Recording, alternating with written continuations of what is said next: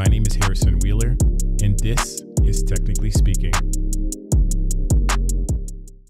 Hey everybody, my name is Harrison Wheeler, host of Technically Speaking, and today I have Eva Pinzey-Moog, author of Design for Safety. Welcome to the show.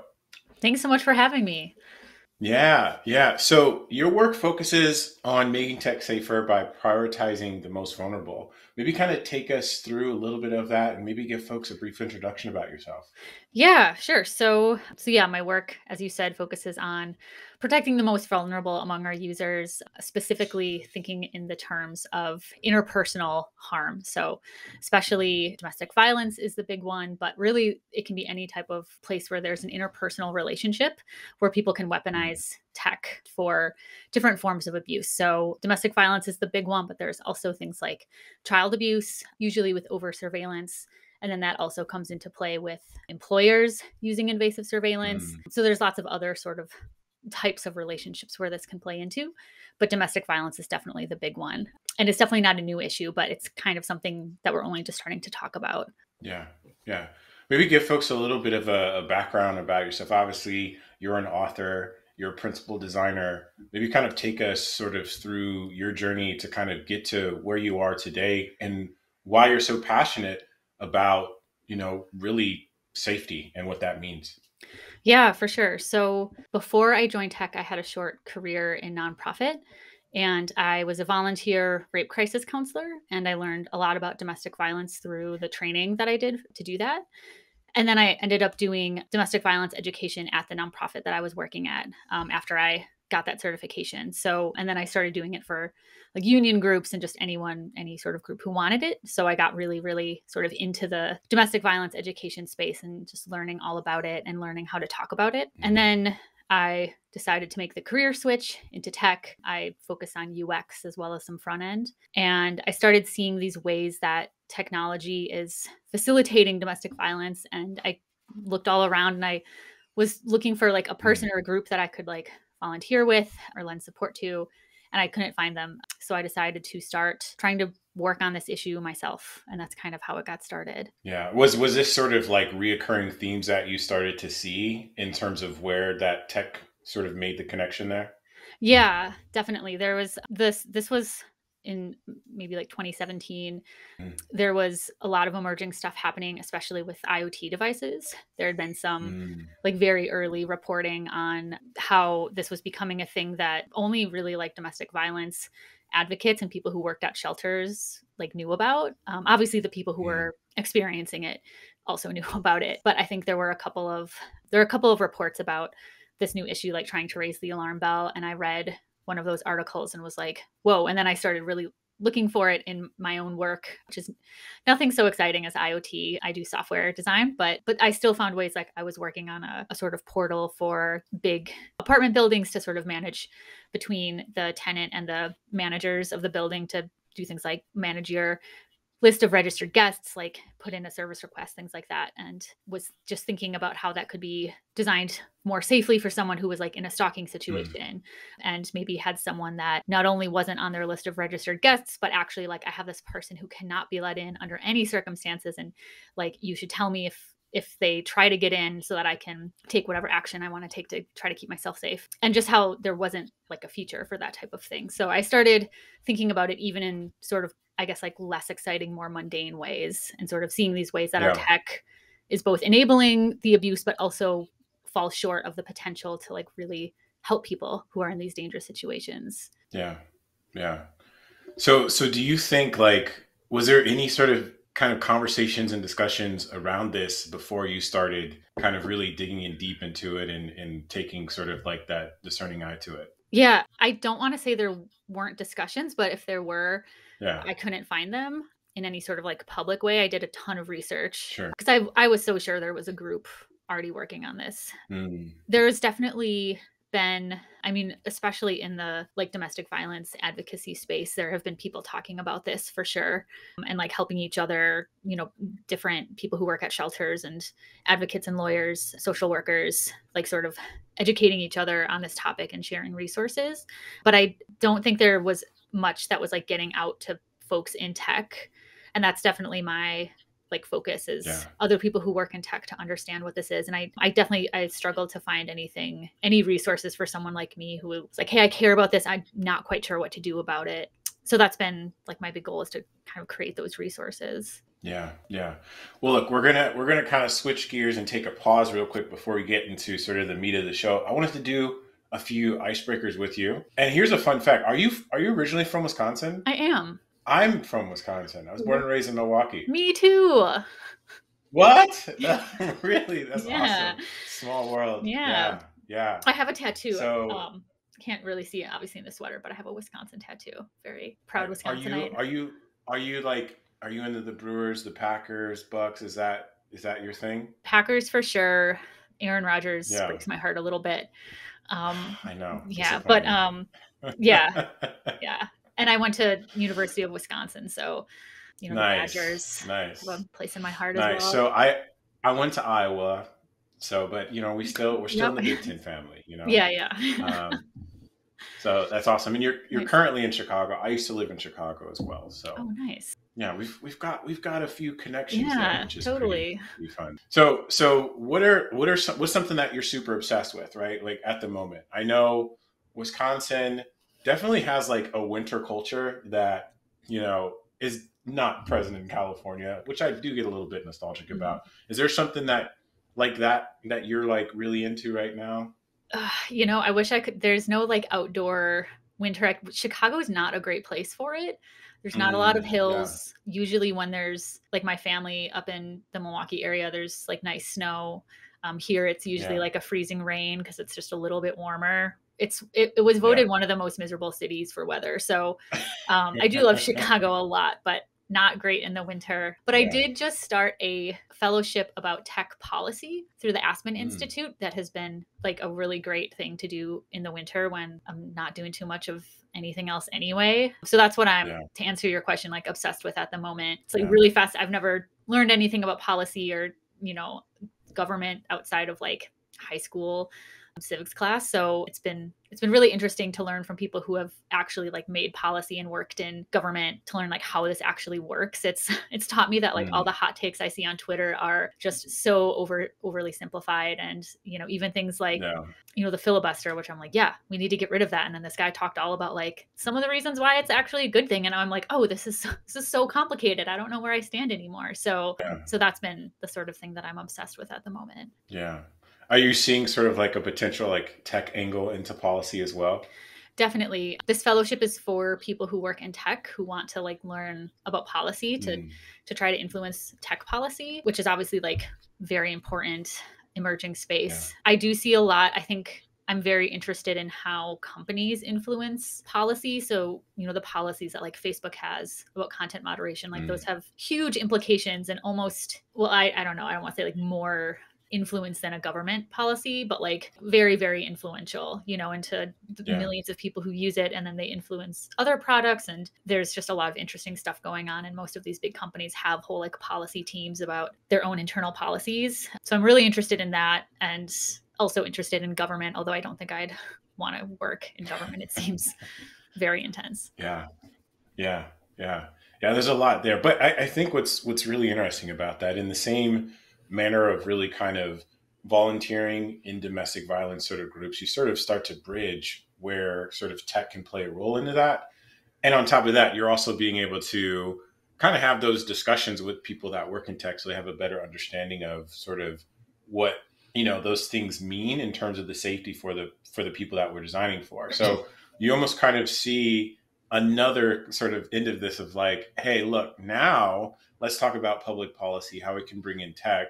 And as you mentioned before, I think we're starting to see, or at least as you mentioned, there's a lot of governments that are starting to be a bit more focused on policy centered around tech, specifically around sort of privacy, but I think we could probably have an extension of that as well. So that's really awesome. Yeah. So what's something outside of work that plays a big influence in your life? Yeah. So I thought a lot about this question, and I apologize if this makes you or like any of the listeners uncomfortable, but there's really only one answer I can give, and it'd be really dishonest to like try to dig at something else. But the answer to this question about like the biggest thing that's influencing my life outside of work and like this work Yeah. that I'm doing and just my 9 to 5 is infertility and related treatment. We started that in March of 2020. So it's been like right along with the pandemic, and Yeah. IVF is like really demanding and intense, like emotionally Yeah. and physically. But there's also like so much stigma around it and talking about it. So I have to like take every opportunity I can to be like, this is really common. Like 1 in 8 couples go through this, and most people just like never talk about it. And it's absolutely horrible. And I would love to have a culture where we can talk more openly about it and not just pretend that like things are okay when you're going through this thing that like most people who go through it, at least in the way I'm going through it, where it's been like a very long journey. It's like one of the most difficult things that a lot of people go through in their entire lives. So taking this chance to be like, let's normalize being open about this. And I'm, obviously on the emotional, so it's also a huge investment in time and money as well. It's not cheap. Yeah. And so that does require a lot. Yeah. We're so lucky Illinois randomly has like amazing mandated coverage. It's still been expensive, but like it's been within reach. Whereas for most people in most states, it's like take out a mortgage. Like I don't like people refinancing and going like tens of thousands of dollars into debt just for the chance of having. Yeah. And it's not guaranteed. Yes. Thank you. You get it. Yeah. It's a chance. People think, oh, you're doing IVF. And they say like, that's so exciting. And I'm like, no, it's not. Like, it's just a chance. It might not work. Like there are no guarantees. So yeah. We're going to get into this a little bit later, but there's a lot of just toxic positivity around things that are very traumatic.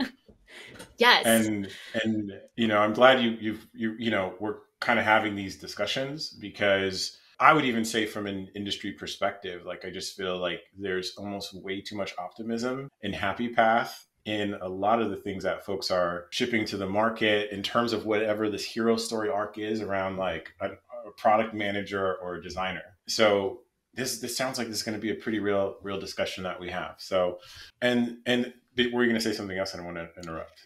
No. Well, yes, I was going to say like, toxic positivity in this space and in like the tech space, definitely relevant. And my thought is just that like people don't want to engage with uncomfortable topics, especially if they don't happen to already know about it. So instead of asking questions and being curious, it's more like, oh, I'm just gonna say like, oh, that's actually a great thing, or like sounds cool or whatever, and not really engage with the difficult thing, which I think I see that a lot in these different spaces. Yeah. Well, talking about engaging with the difficult thing, you wrote this book, Design for Safety. How did that all come about? Was this sort of like, was the book a discovery process for you, or was this sort of a thing that was like, I need to get something out there. I need to see what the reaction is. The industry needs it. Maybe kind of take us through that. Yeah. So like I was saying earlier, when I kind of realized that this was a problem and that I wanted to like try to do some work on it, the first thing that I started off doing was a conference talk called Designing Against Domestic Violence. This is obviously in the before times. I spoke at a lot of different conferences. It was like a pretty well-received talk, I think. But even when I had like an entire hour, which was rare, it was usually like 20 or 30, maybe 40 minutes.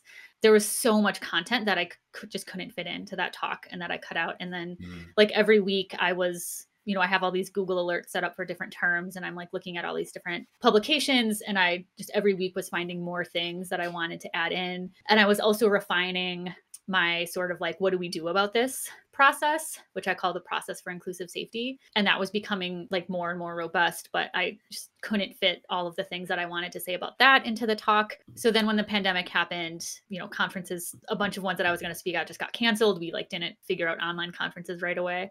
And it was like, this would be a great time to write a book because conferences aren't happening. And like, I have way, way more that I want to say about this topic than can fit in even an hour-long talk anymore. So yeah. And also I was like, this could reach a bigger audience and I can get in all the content I want. So that was kind of the initial motivation for writing a book. Yeah. Well, to kick off sort of like the idea of the book, it has the premise that people in technology will cause harm, just like anything else. And that's a tough pill to swallow for many people because, again, like there's just so much thought around sort of what the happy path is, thinking about creating value for, sort of the common denominator, right? maybe kind of take us through why that's the angle to start with. Yeah, I'm so glad that you're calling this out as a thing. Because, yeah, we have the happy path. And then I feel like the flip side to the happy path is the edge case where we kind of push things aside. And, there are real edge cases. But I think I have seen times where people will kind of push something aside that, again, is like a little too difficult to really engage with for them in that moment, and say, like, we don't have to worry about that. That's an edge case, without doing research to validate that that's true. And without maybe thinking critically about, like, even if it is rare, does that mean that we don't like owe anything to those users? So that's something I think about a lot. And like I said earlier, like, this stuff is not fun to talk about. And especially at work, I think the overwhelming feeling that people have, and that I've had bringing this stuff up, is just feeling awkward. Like, it's very, very awkward to be like, but like, what about domestic violence? So, but I do think obviously that we need to be talking about it. And something that I'm really proud about with the process that I created is that, like, if you use it, like, you bring it up once, say, like, I want to implement this process, go through the awkward part. But then if you implement it, it's just always there. Like, whenever you're starting a new product or feature, you have like the relevant steps of the process, you put those into your roadmap, and then it's just like there as a thing you do, and you don't have to keep like bringing it up over and over again. So that's something that I'm really happy with about how the process works, that I think is a way that we can kind of like push past a little bit just the discussions of like happy paths and edge cases, and deal with the discomfort of things that we would rather not think about. Yeah. I think that's extremely interesting, right? Because it's expanding, it's expanding sort of the process, right? And I will say that I think designers have a lot to think about, right? Like, I think as we become more conscious about our process, and as we think about sort of the consequences that it may have for people, what happens to folks that are like, well, I already have too much, or I don't have enough time? What do you say to that? What do you say to product managers or engineer folks that may push back on this? Yeah. Well, so the main thing I say is, like, this isn't going to actually take that much time. The sort of little graphic that I have in the book of the process has little time estimates, and it doesn't have to be that much, especially if you're thinking it's, spread out amongst like several weeks or even months, depending on sort of how big of the product or feature is that you're working on. It can be like a few hours a week that you're spending brainstorming, and then sort of like thinking about like solutions to the issues you identified in the brainstorm, and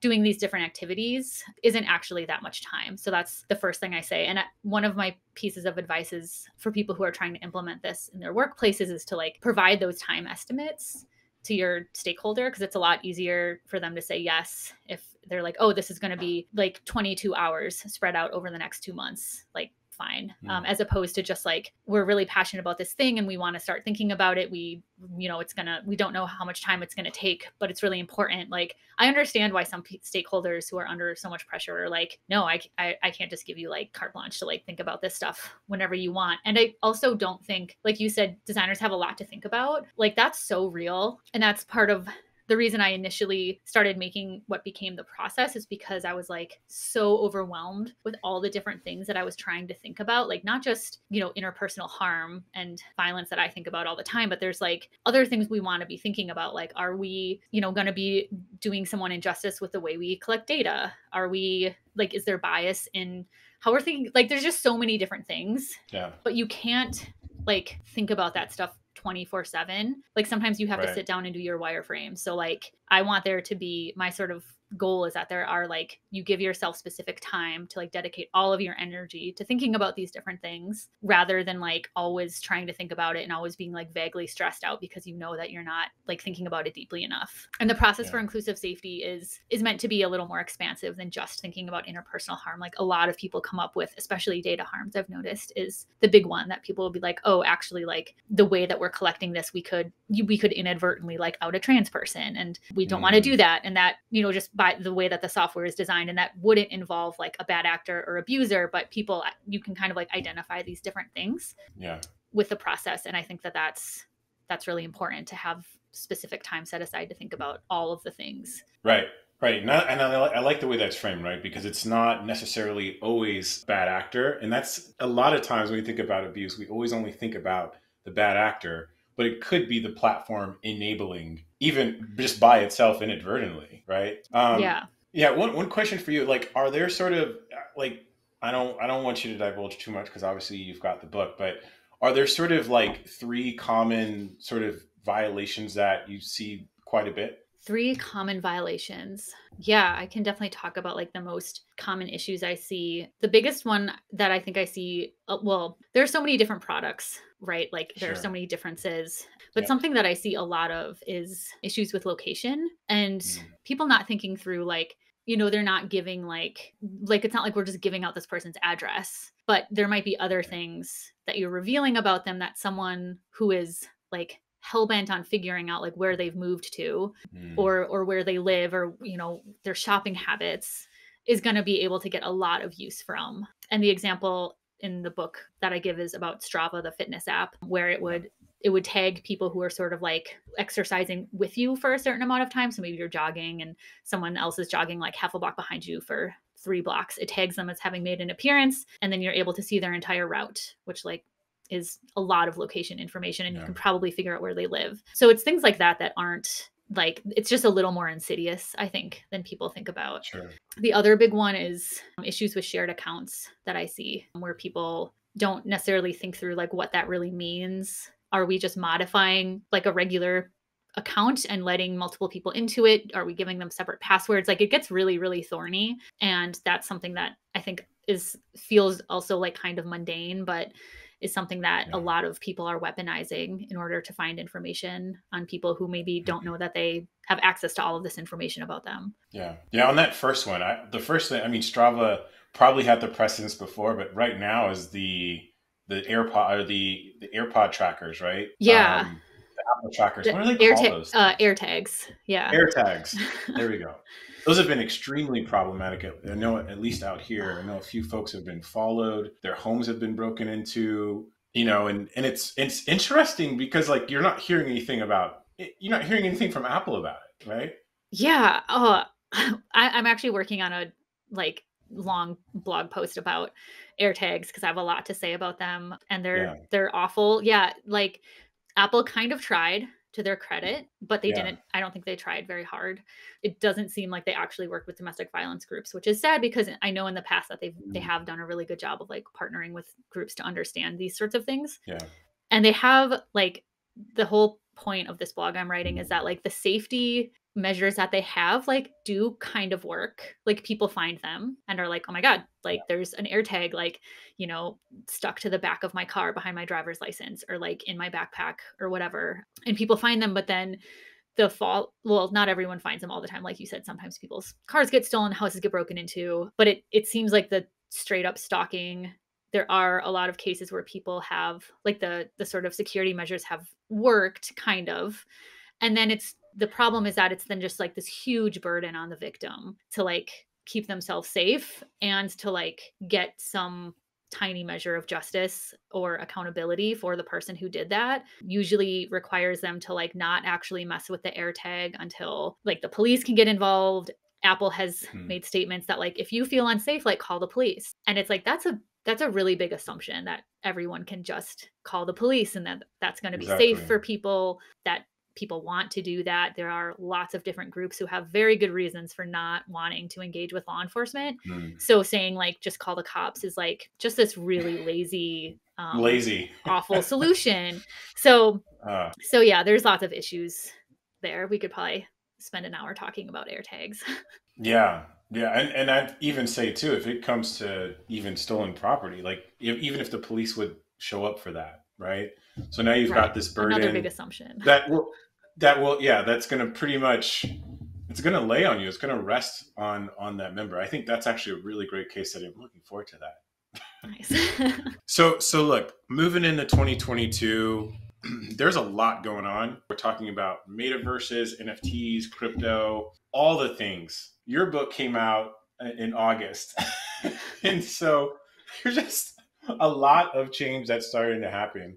Do you have any sort of perspective on maybe how safety might apply to those? Are there any sort of standout things that, at least come to concern with you that you're even kind of thinking about now? Yeah, there definitely are. There's not a ton of like strictly interpersonal harm, people weaponizing, at least not that I've been able to like identify, although I haven't spent the time going through the process for these different things that I don't really work within, but I am definitely like the main thing that I think I'm worried about with all of these things. And I think we definitely see this with NFTs, is that the sort of like reproducing of injustices that we see that tech is just doing all the time. Like we have these injustices that exist out in the world, and then our tech just reproduces them unless we're like really, really, really careful and really intentional about not reproducing those harms. Like I see, people on Twitter all the time talking about like being an artist, and their art has been like stolen essentially through NFTs. I don't understand 100% about how it works, but I know a lot of people kind of defend NFTs as like, I want to support artists. And it's like,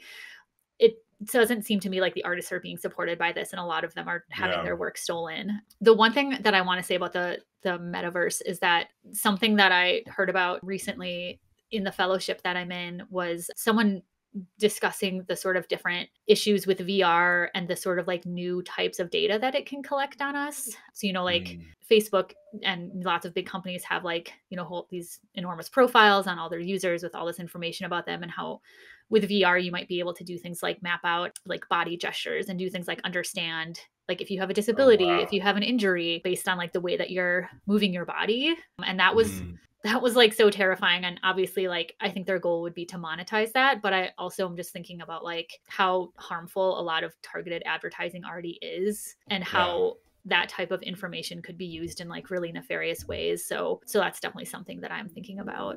Yeah, it's funny. Like the NFT space, to your earlier comment, I don't know if anybody understands it. So I just wanted to add on to that.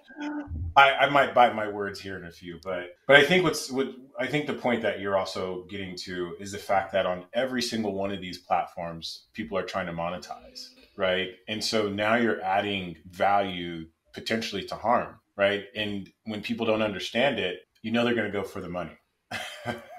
Yeah. And so I think, like, for me, that's one of the big sort of like caution signs that pops up for me. Yeah. Absolutely. Especially since there's no like governing body, like there's no regulations, there's no laws. And again, this is just people that I see on Twitter, but talking about like they bought an NFT and then it was stolen in some way, or, someone like scammed them and was able to like access their account and steal their NFTs, and like how they basically have no recourse. Like that's also like, that's really bad. And then that again, just like gets back to like reproducing injustices that exist out in the world, where people who already don't have like strong institutional support when things like this happen to them are just kind of like having these other harms happen to them in the tech space. Yeah. Well, look, I want to kind of shift gears. I know you also run the Inclusive Safety Project. So maybe give the listeners a little bit of an idea of what that is, how they can contribute, how they can participate. Yeah. So you can find more at inclusivesafety.com.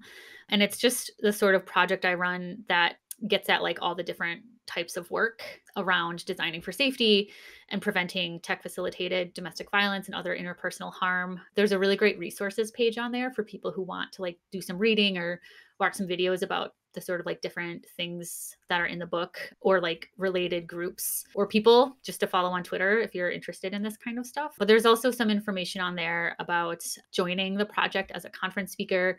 I know conferences are still like all over the place, but I did, even before the pandemic, was realizing that the idea of trying to have this be like a one woman show where I like travel the world and give this talk is just like not going to scale, so to speak, if I actually want to educate the whole tech world about this topic. So people can do my conference talk, basically like adapt it for their own sort of culture and context, and do it in their country and get support from me on that. And then there's also workshops that I do on this topic, that I've done for some different companies internally. So you can hire me to like work with your design teams to learn about this topic. And then there's also, it's basically like get in touch with me, but there's like a little bit of information about on curriculum. If you have like a boot camp or some type of educational program and you want, like, my goal is I would love for people to just be educated about this stuff like from the get-go. So I'm really interested in working with different educational spaces to implement curriculum on this topic. So that's all on the website, and all sort of different things happening through the project. Awesome. And then how can folks get in contact with you, and how can they access your book and all of that? Yeah. So inclusivesafety.com has a contact form, so people can always use that. I am on Twitter as ePensyMoog, not posting as much there for mental health reasons, but I'm definitely there and still posting a bit about sort of the latest in tech facilitated domestic violence news. You can find my book at abookapart.com. It's not on Amazon or other places. Best to just get it right from the publisher, which is A Book Apart. So you can get it there. Awesome. And is there anything that you want to leave with the listeners, a piece of advice? Yeah. The one piece of advice that I think is really important is if you care about this or any other, justice ethical issue within tech and you're trying to make some type of change at your company, is to find at least one other person who feels the same way, and to have a team, and just to not go it alone, because that's you're just going to burn out much quicker. So if you can find even one ally in your space to sort of help you with this work, it's going to be a lot more manageable. Well, thank you so much, Eva, for coming on the show. This was an amazing talk. Looking forward to diving in a lot deeper into your work and obviously getting more folks involved, because I think this is a very important topic, especially as we start to have more expansive discussions around what design ethics means. Yeah. Thanks so much for having me. This was really fun. Awesome. Well, you stay warm out there in Chicago. I'll try. The last winter in Chicago, before I moved to California, we had that polar vortex, and it was negative 25 or something like that. Remember when people were throwing boiling water and it turned to ice? Yeah, I definitely did that. I think we all did. Yeah. But it's something I don't want to experience again personally. And, growing up in those Wisconsin winters. Yeah. I don't blame you. It must be nice to live in a place where the air doesn't just hurt your face. Yeah. Well, but it's been very smoky. We're getting fire seasons a lot longer and longer. So there's trade-offs. Right. That's true. There's trade-offs. No worries. There's trade-offs, but perfect. But look, the Packers are playing the 49ers this weekend. I'm going to be repping the green and gold. Nice. I think we've got a good path to the Super Bowl. Yeah, it's there. Yeah. It's there. All right. Well, thank you so much. Yeah, thank you.